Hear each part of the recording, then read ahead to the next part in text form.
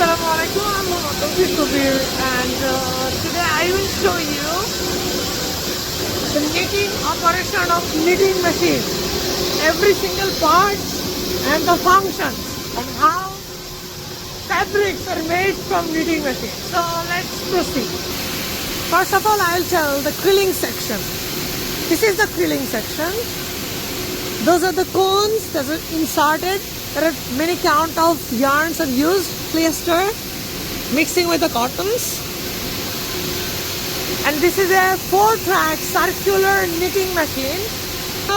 His head is actually attached to his tail so that if the head ends, if the tail ends, the head will gonna catch the other part of the yarn and it will feed.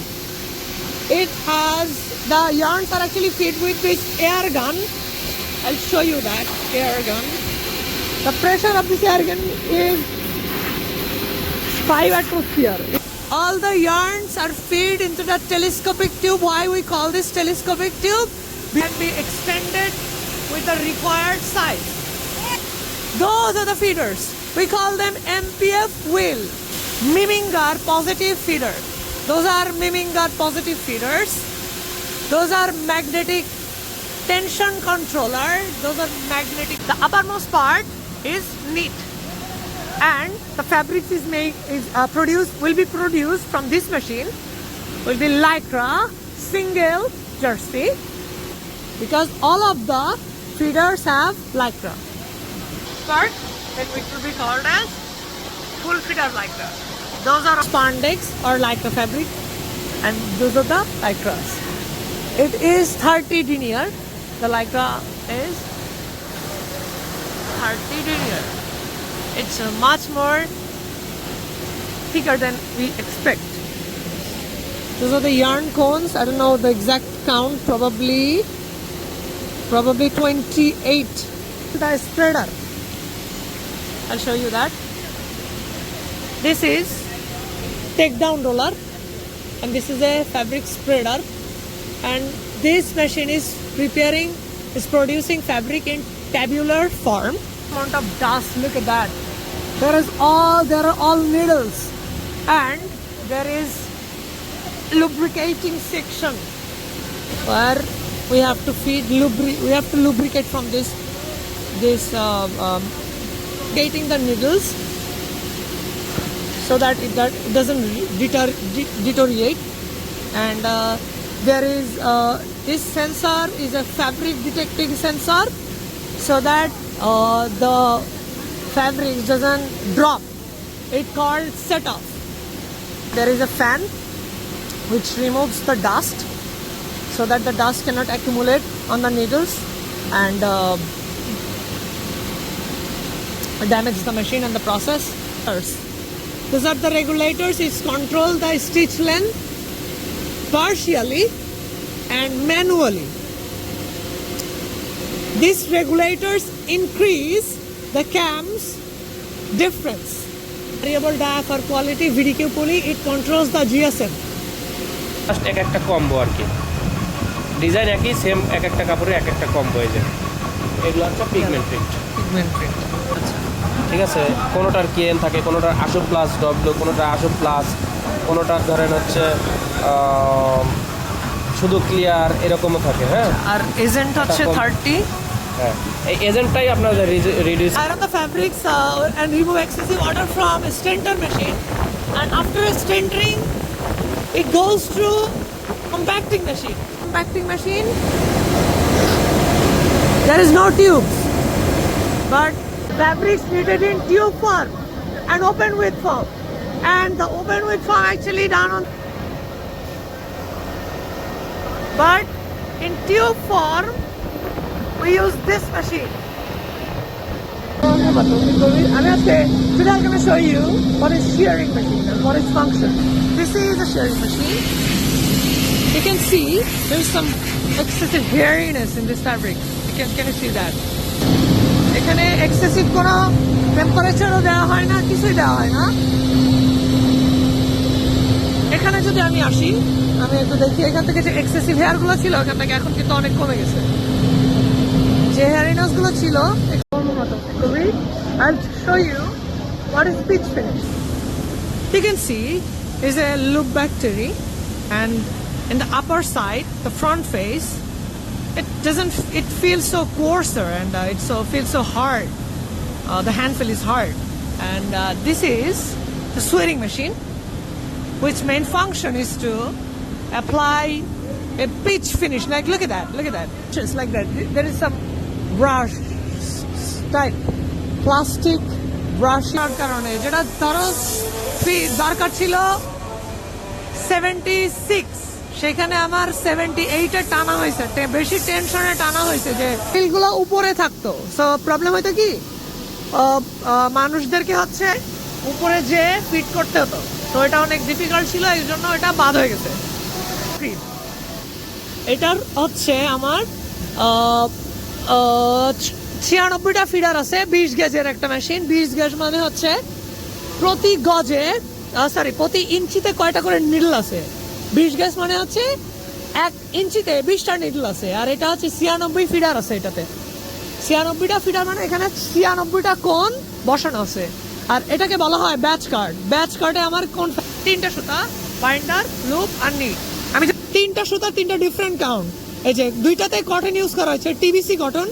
আমি ফুল BCI cotton হয়, TBC cotton হয়, অনেক ধরনের cotton use করা হয়। তো একটা যেটা মনে হয় লুপের সুতা, সেটা হচ্ছে 30 কাউন্টের, আর একটা 20 কাউন্টের, আর একটা যে ইলাস্টিন যেটা এই লাইক্রা ইউজ করা হয়েছে, এটাকে বলা হয় লাইক্রা। তুলে ফেলি সেটা হয় ফ্লিস। আর ফ্লিস ফ্যাব্রিকে মূলত কাজ করা হচ্ছে লুপ যেটা তৈরি, ওই লুপটাকে আমার ব্রাশিং মেশিন আছে, ব্রাশিং মেশিনে ওই লুপটাকে ভেঙে। আসসালামু আলাইকুম, my hairs are like some dust particles actually farted on my hair, so I'm going to show you something.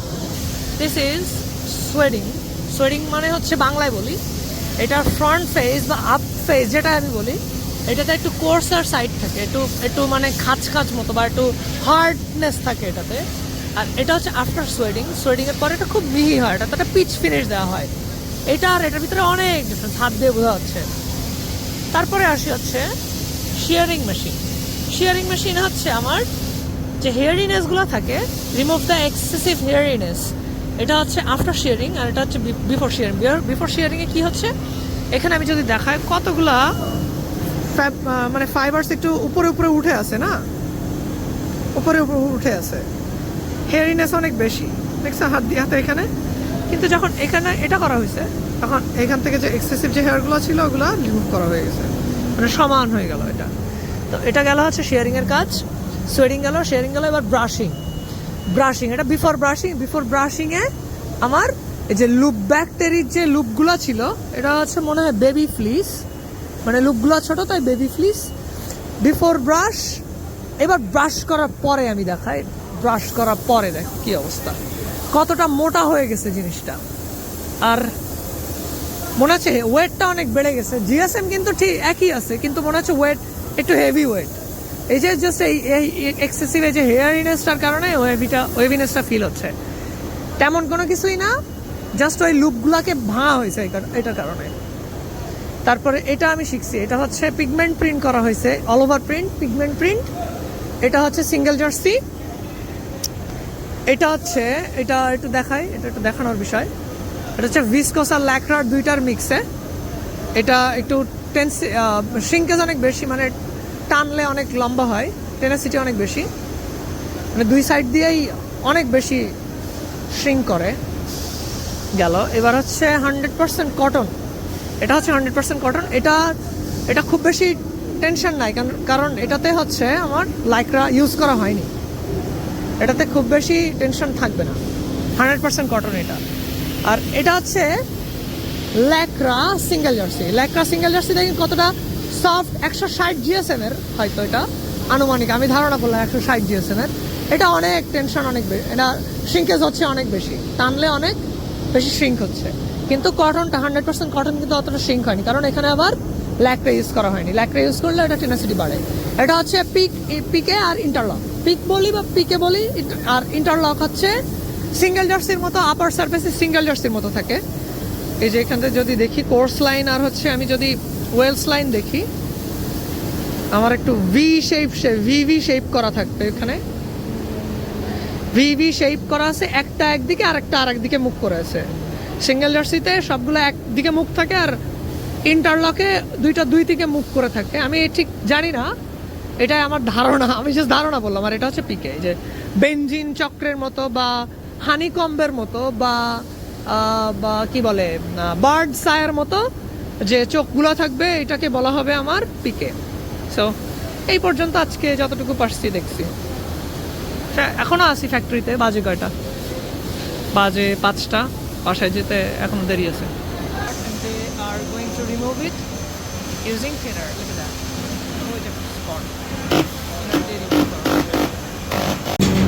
এটা হচ্ছে পটাশ আর পাফ এর মিক্স, একটা মুড়ি বল আর একটা কি একটা, এটা কিউব আকারে, কিউব বল।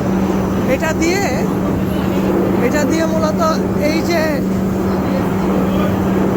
যে ইফেক্টটা আনা, এই ইফেক্টটা আনা হচ্ছে, সাদা সাদা একটা ইফেক্ট আনা হচ্ছে। এটা একদম ফুল ব্ল্যাক ছিল, সাদা ইফেক্ট আনা হয়েছে। পটাশ আর পাফ মিক্স করা হয় এর সাথে না। এটাতে মূলত ইভেন ওয়াশ হচ্ছে আর এটাতে আনইভেন ওয়াশ হচ্ছে। ইভেন ওয়াশের ক্ষেত্রে ছোট ছোট বলগুলো ইউজ করা হয়, আর আনইভেন ওয়াশের ক্ষেত্রে বড় বড় বলগুলো ইউজ করা হয়। দুইটাই সলিড কালারে। এটাতে যদি আমি দেখি, এটাতে দেখালে এরকম খাঁচ খাঁচ কাটা দাগ আসবে, আর ওইটাতে একদম সলিড কালারে একদম মিহি একটা দাগ আসবে। মেশিনটা, এটা টেস্ট সেন্টার মেশিন। এই মেশিনটা যদি ডুয়েল টাইম বের করতে হয়, আমি এখান থেকে শুনে নিলাম এখানে কয়টা চেম্বার আছে? 8টা চেম্বার আছে। একটা চেম্বার 3 মিটার করে, তাহলে 3 8 24, তার সাথে 60 গুণ হয়েছে। আর এটা কত আরপিএম এ ঘুরতেছে, মানে স্পিডটা কত সেটা 30 দিলে এখান থেকে সূত্র বসালে আমার ডুয়েল টাইমটা বের হবে এখান থেকে। Thank you.